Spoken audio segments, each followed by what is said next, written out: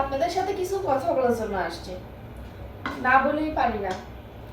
কিছু কিছু বউদের উদ্দেশ্যও বলতেছি, কিছু কিছু শাশুড়িদের উদ্দেশ্যও বলতেছি।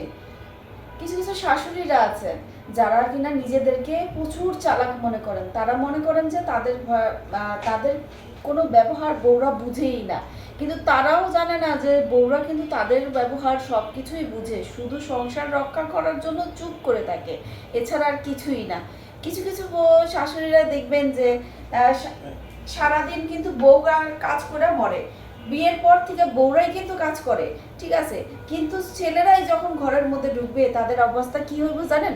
তাদের অবস্থাটা হইব কি, আজকে কোমর ব্যথা, আজকে মাথা ব্যথা, সেই ভোর সকাল 5টা বাজে উঠছি, নামাজ পড়ার পর থেকে এই যে রান্নাঘরে ঢুকছি। কেন রে বাবা, আপনি ভোর 5টা বাজে রান্না করে ঢুকছেন কেন? আপনারা কেউ রান্না করে ঢুকতে বলছে? 5টা বাজে কি কেউ রান্না খায়? 5টা বাজে কি কেউ নাস্তা খায়? 5টা বাজে তো কেউ নাস্তা খায় না।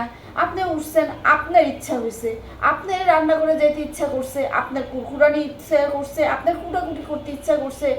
ঘরের মধ্যে 2-3টা বুয়া থাকা সত্ত্বেও তার ইচ্ছা করে যে সকাল উঠা 5টা বাজে উঠা সে রান্না করে কুরকুর করব, এই ঘর যাইব, ওই ঘর যাইব। আরে আমার খুঁড়চুনো, আমার কথা কইতে দেয় না।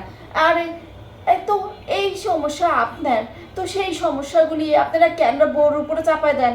বউর যখন সময় হবে ঘুমের থেকে উঠে আপনাদের সাথে কাজ করবে, কাজ করে রান্না করবে, খাওয়াবে, সব কিছু করবে, সব কিছু সুন্দরভাবে করতে দেন না। আপনাদের সেটা পেটে হজম হয়ই না। আপনাদের ওই যে বউর 5টা বাজে আপনি উঠছেন, আপনার সাথে আপনার পিছনে আপনার বউরও থাকতে হইব। কেন রে বাবা, বউর কি আর কোনো খায় কাজ নাই? বউর যদি সকাল 5টা বাজে উঠতে দেয়, তাহলে তুমি তোমার রাতে তোমার পোলার সাথে শুতে দাও কিসের জন্য?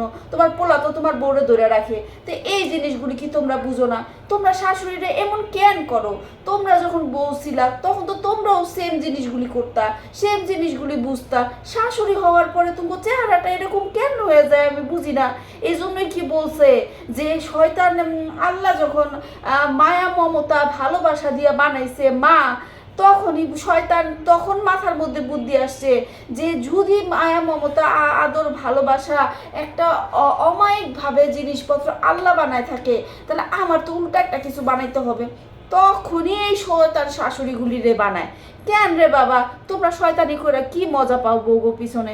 কোনো মজা পাও তোমরা?